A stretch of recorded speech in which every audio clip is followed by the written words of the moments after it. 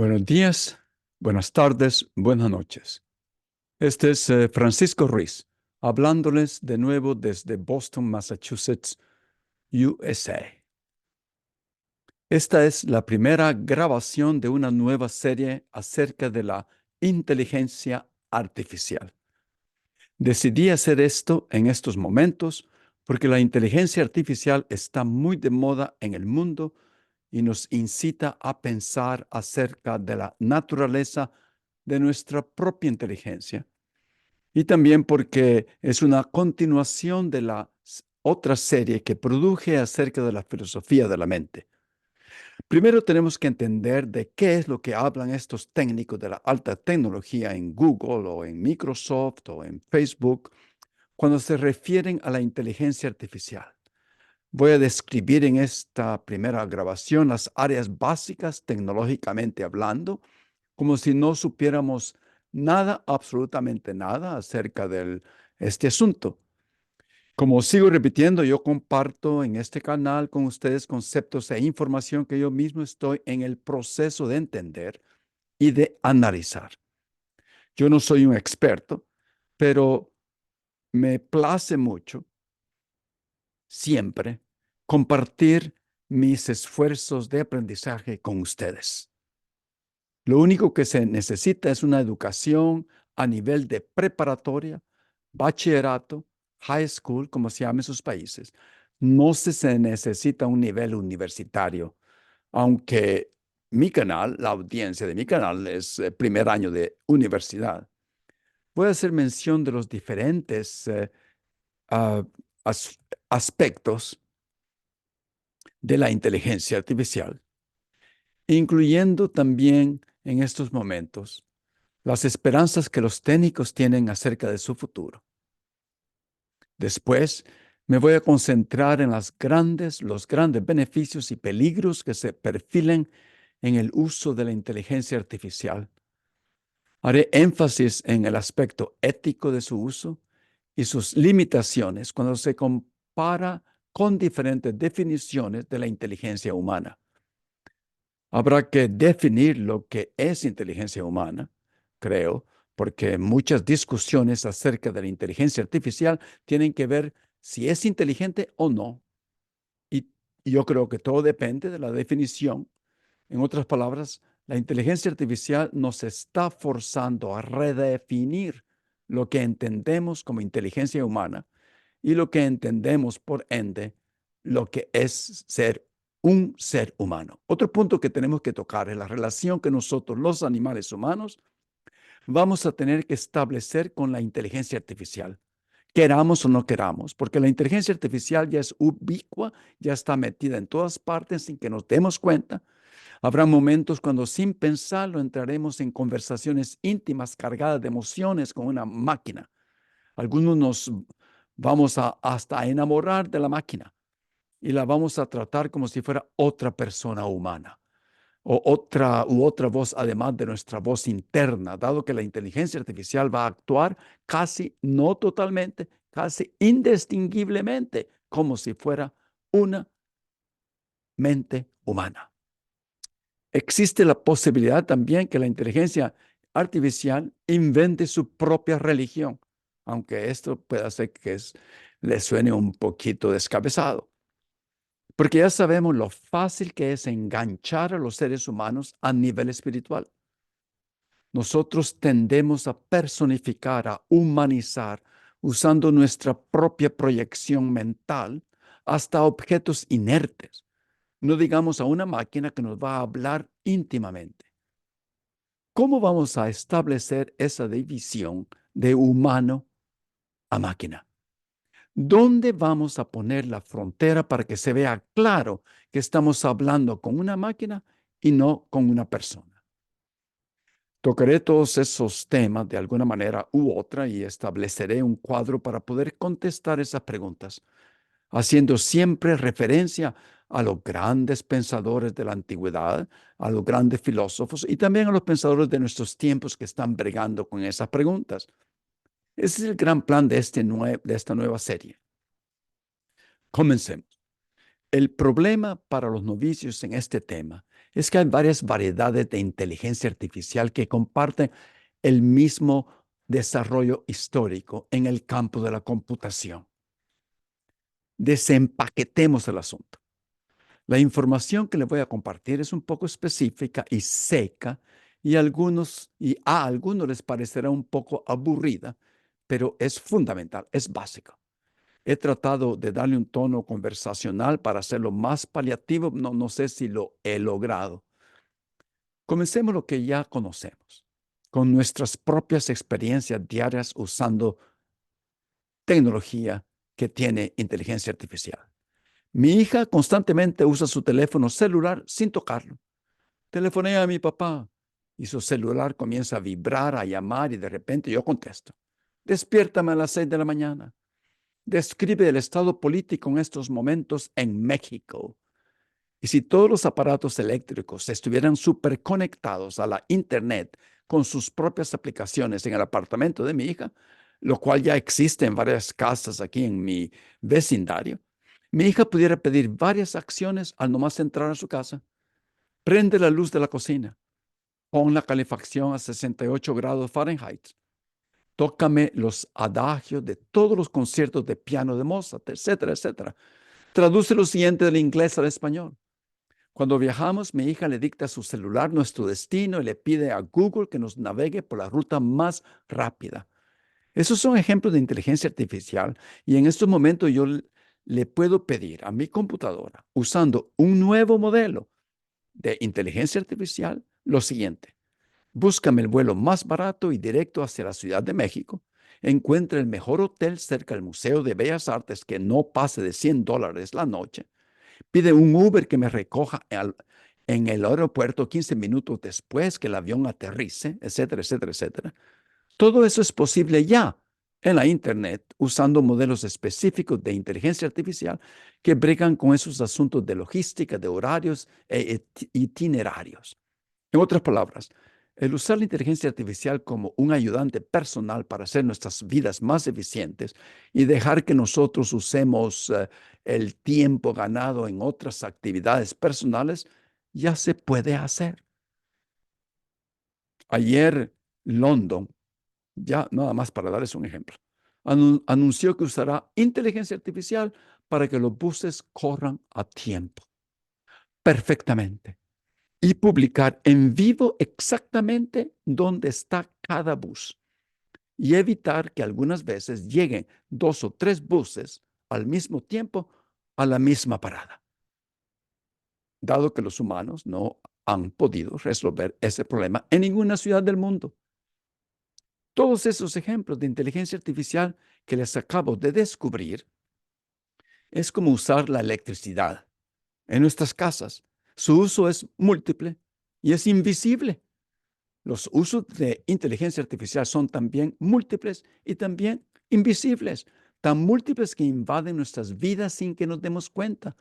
Pero esos usos que acabo de mencionar todavía son muy limitados en sus capacidades. Muchos de ellos, como el traductor de Google, pidiendo a Google que nos dé la ruta más corta o pidiendo información, datos o que nos despierte a cierta hora, no son tan asombrosos ya como parecían ser algunos años. Lo que está haciendo la gran bulla en estos momentos en el mundo acerca de la inteligencia artificial, esos avances que ya mencioné son pura rutina. Es otra cosa que está haciendo la gran bulla. Esos ejemplos son parte de una inteligencia artificial estrecha o débil, por la sencilla razón que se centran en una tarea limitada y no pueden realizarla más allá de sus limitaciones. Son funciones predefinidas por los programadores. Hasta ahora, puede hacer que las cosas cambien después. Esta inteligencia artificial estrecha o débil a menudo tiene problemas con tareas fuera de su alcance. Hay varios ejemplos famosos. Les voy a dar un ejemplo famoso de inteligencia artificial que es estrecha, aunque parezca asombroso. Hay un programa de IBM que se llama Watson. Y en el 2011, aquí en Estados Unidos, le ganó al mejor concursante de información trivial un programa de televisión que en inglés se llama Jeopardy. Pero este programa llamado Watson usó puros algoritmos y ramas de probabilidad para adivinar la respuesta más probable. No entendió ni papa, como decimos en mi pueblo, del contenido de las preguntas. Otro ejemplo de esta inteligencia artificial débil y estrecha tiene que ver con esos carros eléctricos que se manejan solos, ¿no? Asombroso. Aunque no están completamente aprobados, no son tan seguros como se suponía antes. La inteligencia artificial que usan esos carros reacciona inmediatamente a los datos presentados en el presente. No tiene una gran memoria de datos. Entonces, ¿en qué consiste la gran bulla de la inteligencia artificial en estos momentos? Antes de poder contestar esta pregunta, el resto de este video lo dedico a terminología y definiciones para dibujar el gran panorama del campo de la inteligencia artificial. El problema cuando yo intento hacer esto es que la terminología está en inglés. Todo lo que es alta tecnología está en el idioma dominante, el inglés.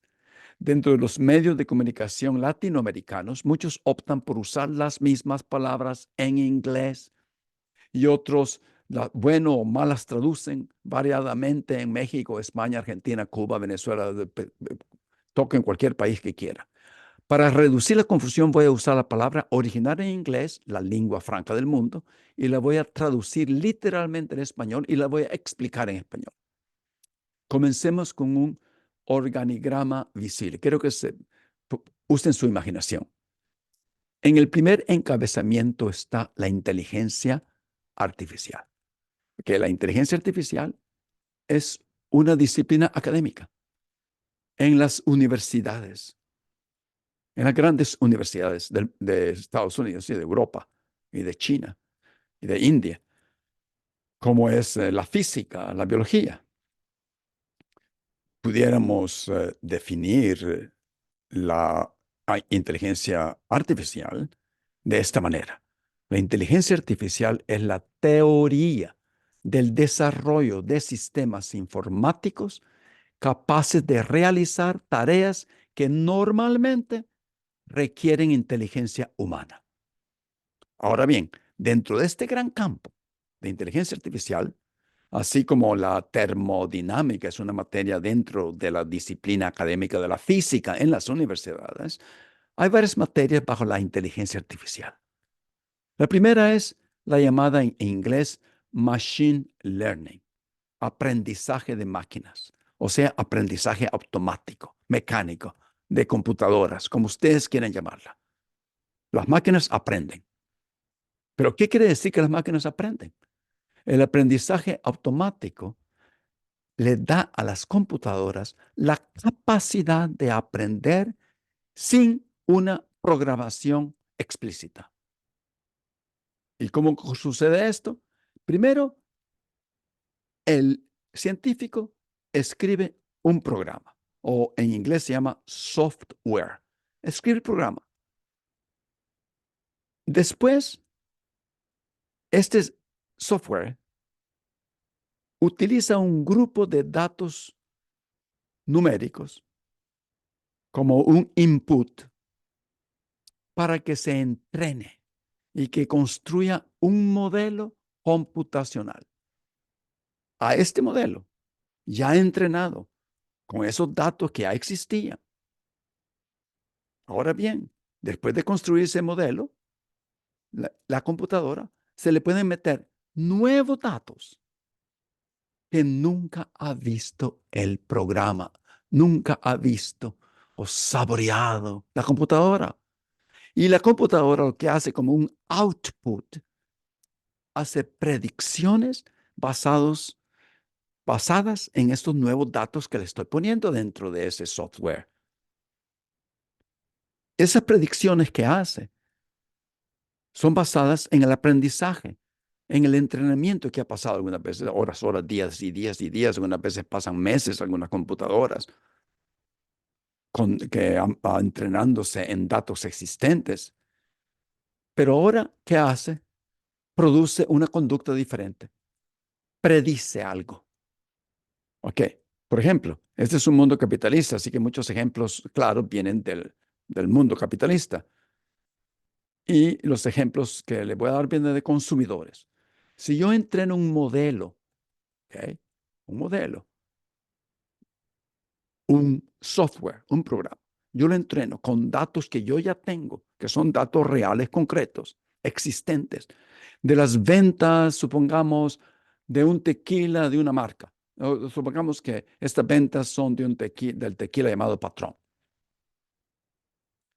Después se ha entrenado en estos datos de ventas de este tequila Patrón, yo le puedo meter otros datos de ventas de un nuevo tequila que la máquina no conoce y que otros datos de ventas supongamos de otro tequila de otra compañía que se llama Don Julio. Datos que el modelo nunca ha visto antes. Y después le pido que haga predicciones acerca de lo bien o mal que ese tequila se va a vender en la Ciudad de México. Entonces, el modelo aprendió en datos conocidos preexistentes de ventas de Don Juan, pero en este momento está haciendo predicciones basado de otra compañía en otros datos que nunca ha visto. Eso es lo que se llama machine learning, aprendizaje de máquinas, aprendizaje automático de computadoras. Este aprendizaje automático de las computadoras se puede supervisar o no. ¿Qué quiere decir que el científico supervisa una computadora? ¿Qué quiere decir eso?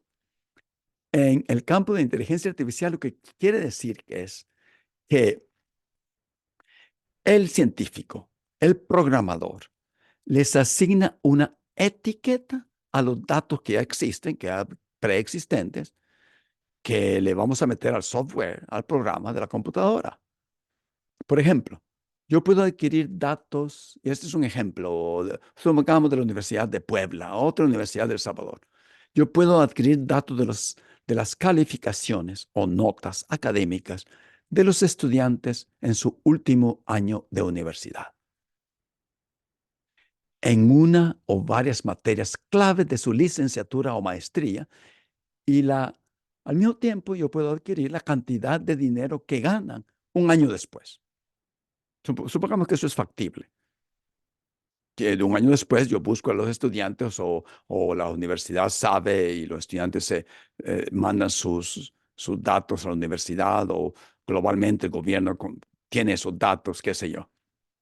Yo puedo etiquetar estos datos existentes que obtengo de los récords de la universidad de la siguiente manera. Los datos de los estudiantes que vienen de una familia rica, les pongo el color rojo, y los que vienen de una familia pobre, el color azul. Este modelo de aprendizaje automático lo que hace es producir predicciones y, y compara esas predicciones que hace con los nuevos datos de nuevos estudiantes que han entrado a la universidad con los datos reales existentes que se usaron para entrenarlo. Si los valores de datos nuevos que se están testeando y los valores de los datos concretos, específicos, reales, existentes que se usaron para entrenar el programa son marcadamente diferentes, ¿qué hace el programador? Él sabe que ese es un error. Sigue ejecutando el programa adentro de la computadora, sigue ejecutando el programa informático muchísimas veces. Y el programa encuentra maneras de reducir el error, reducir la diferencia entre esos datos, los datos que se usaron y los datos nuevos que nunca he visto, hasta que los valores de sus predicciones y los valores de los datos preexistentes actuales reales que yo obtuve de la universidad son casi exactos. A esto le llaman el proceso de optimización y es un proceso clave en el aprendizaje de las computadoras. No, por supuesto que después yo puedo predecir el salario de los próximos diplomados, el día que se gradúan, basado en esas notas de los que ya se habían graduado antes de ellos y que yo usé para entrenar el modelo. Y yo puedo también saber si estos vienen de familia rica o de familia pobre. En el otro modelo, que no es supervisado, que no es etiquetado, los problemas no supervisados tienen que ver con el descubrimiento observar los datos sin procesar y ver si la computadora, el software los divide naturalmente en grupos. En este caso, yo digitara los datos dentro del programa y no les diera un color, dejaría que los datos naturalmente se agruparan, los datos existentes de los que ya se graduaron. Tal vez viéramos que el programa mostraría un grupo con altos salarios y otro con bajos salarios. Ahora bien, yo pudiera escoger un estudiante el día de su graduación y preguntarme si este estudiante está en camino de obtener un alto salario dentro de un año o no. Si el programa lo agrupa dentro del grupo de los altos salarios, entonces sí. Si no, pues entonces no. El modelo supervisado, o sea, etiquetado, el primero de los que mencioné, por lo contrario, ya vimos que toma un paso más y después de hacer sus predicciones, las compara con los datos originales que se usaron para entrenar el modelo original y trata de minimizar la diferencia. El modelo no supervisado o no etiquetado no hace eso. Ok, eso es machine learning o aprendizaje automático de computadoras.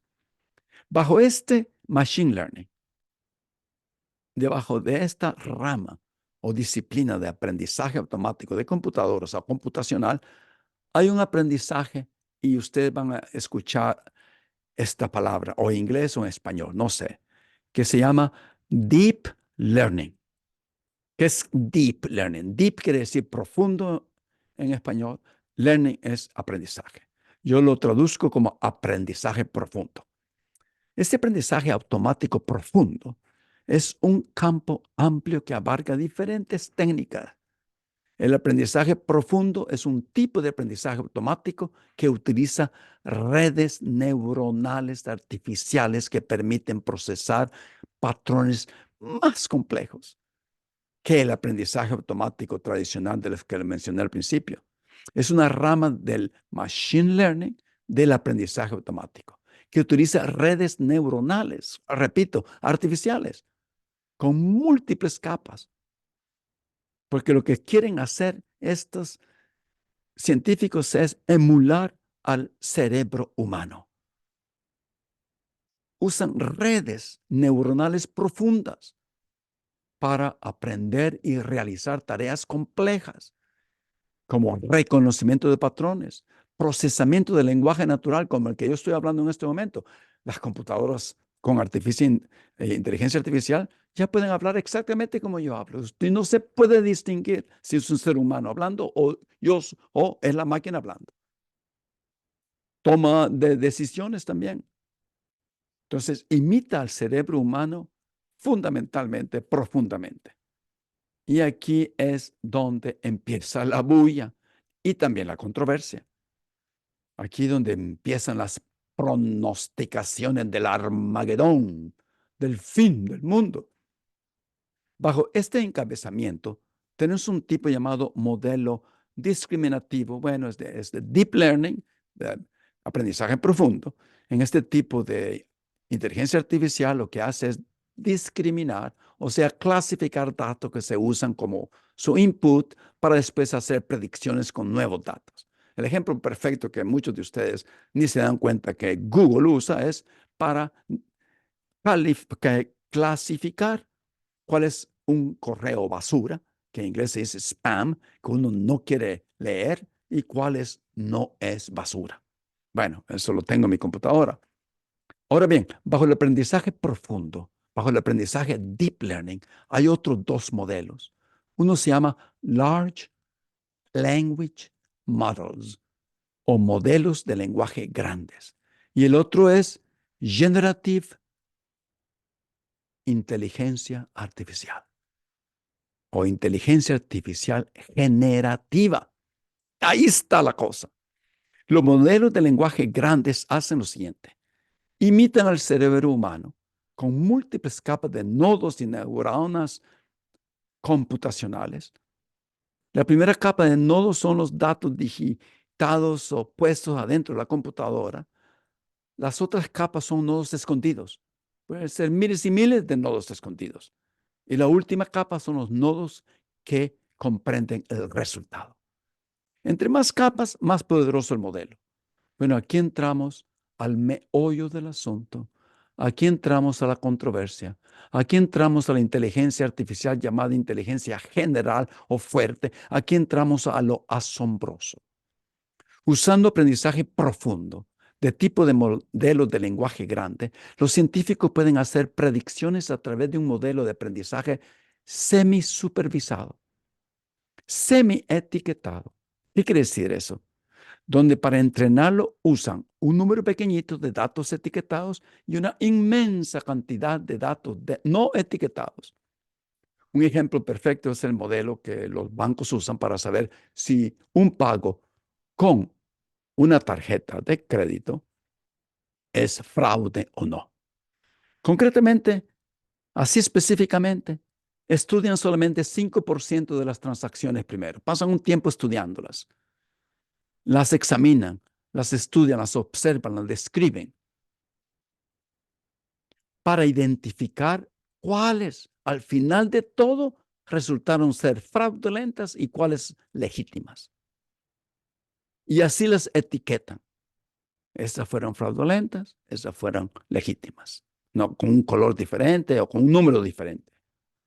Dejan el otro 95% de transacciones sin estudiar porque no tienen el tiempo o los recursos para hacerlo. Estamos hablando de millones y millones de transacciones de tarjetas de crédito. Algo mágico pasa enseguida.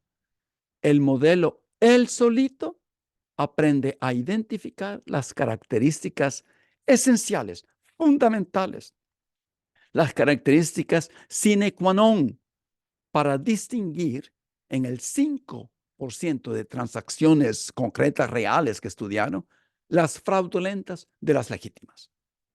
Después los científicos, programadores, aplican este aprendizaje a las otras 95 millones y millones y millones de transacciones en todo el mundo que nunca han sido etiquetadas. Después usan ese modelo que comprende todas las transacciones. El modelo hace predicciones si un uso de una tarjeta específica es fraude o no con una certeza increíble. Esa es la magia. Por ejemplo, personalmente, antes yo tenía que avisarle a mi banco de mi tarjeta de crédito dónde iba a viajar, los diferentes países que iba a visitar, las fechas de mi viaje, la fiesta, las fechas que cuando iba a entrar y salir en cada país, era un dolor de cabeza. Entonces, la última vez que fui a El Salvador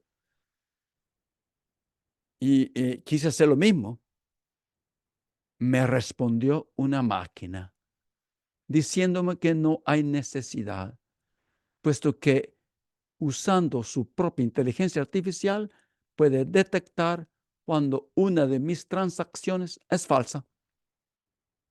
Entre todo esto, la que está poniendo a todo el mundo nervioso es una inteligencia artificial, tipo de aprendizaje profundo llamada inteligencia artificial generativa. Lo vuelvo a repetir. Es un poco diferente, en mucho más poderosa, en marcado contraste con la inteligencia artificial tradicional, estrecha o débil, que depende de una programación explícita que la usamos diariamente. La inteligencia artificial generativa obtiene conocimiento de los datos cosechados de la Internet globalmente, en todos los idiomas, lo que permite crear resultados increíblemente sorprendentes, imaginativos, únicos. Sus capacidades se extienden en generar diversas formas de contenido. Genera imágenes. Yo le puedo pedir que me componga una sonata tipo Chopin y me la compone la computadora. Yo le puedo pedir a la computadora que me haga un arte tipo, qué sé yo, Chagall y me lo pinta. Crea todo tipo de texto e incluso entornos visuales completos. Las grandes compañías están invirtiendo billones y billones de dólares en el desarrollo de esta inteligencia artificial general generativa. El grupo de científicos, lo tengo que mencionar, que va a la vanguardia de este desarrollo, trabaja en una organización llamada en inglés OpenAI, literalmente inteligencia artificial abierta. Porque cuando empezaron, sus creadores querían compartir todos sus logros, todos sus hallazgos, todas sus investigaciones, todos sus logaritmos públicamente, gratis en la Internet. Y así lo hicieron. Mucha gente tomó sus modelos para que todo el mundo, con las destrezas necesarias, si ustedes tienen esas destrezas necesarias, pudieran usar su propia inteligencia artificial, crear sus propios modelos. Esos científicos son encabezados por un jovencito que se llama Sam Altman, que ha viajado por todo el mundo en los últimos 4 meses explicando, describiendo lo que es inteligencia artificial a todos los magnates del mundo, porque nadie entiende lo que está pasando. Ha ido al Parlamento Europeo, ha ido al Congreso de Estados Unidos. Estoy seguro que ustedes ya lo oyeron mencionar. No importa, cualquier tema que tenga que ver con inteligencia artificial, ahí está metido este jovencito que se llama Sam Altman. Bueno, hace unas pocas semanas, dándose cuenta de la inmensa capacidad para crear ganancia monetaria, ¿qué fue lo que pasó?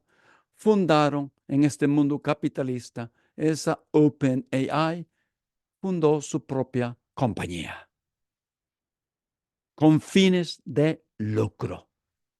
Para darles una perspectiva monetaria, Microsoft, Google, Amazon están invirtiendo en estos precisos momentos, si sumamos, más de 15 billones de dólares para seguir desarrollando la inteligencia artificial generativa. O sea, en matemáticas latinas, 15,000 millones o 20,000 millones de dólares. En las matemáticas de USA, los billones no son nuestros billones, son un poquito menos. Llaman billones a lo que nosotros llamamos 1,000 millones. Hasta las matemáticas cambian esta gente. Son cambiables dependiendo de la cultura, me imagino. Para resumir, la inteligencia artificial generativa, la más poderosa en estos momentos, usa Large Language Models o modelos de lenguaje grandes, usando Deep Learning, o sea, aprendizaje profundo, para que las computadoras aprendan, para desarrollar aprendizaje automático y así avanzar tecnológicamente el poder de la inteligencia artificial. Hasta aquí esta introducción técnica. En la próxima seguiremos concentrándonos en una corta historia de este movimiento tecnológico y hablaremos de los últimos modelos de inteligencia artificial generativa que el mundo usa en estos momentos. Yo lo uso y le voy a mostrar mis experiencias usando un programa que se llama GPT-3, ChatGPT. Chat quiere decir platicar, que es hecho por esa compañía que les acabo de mencionar, OpenAI. Muchas gracias y nos vemos pronto. Adiós.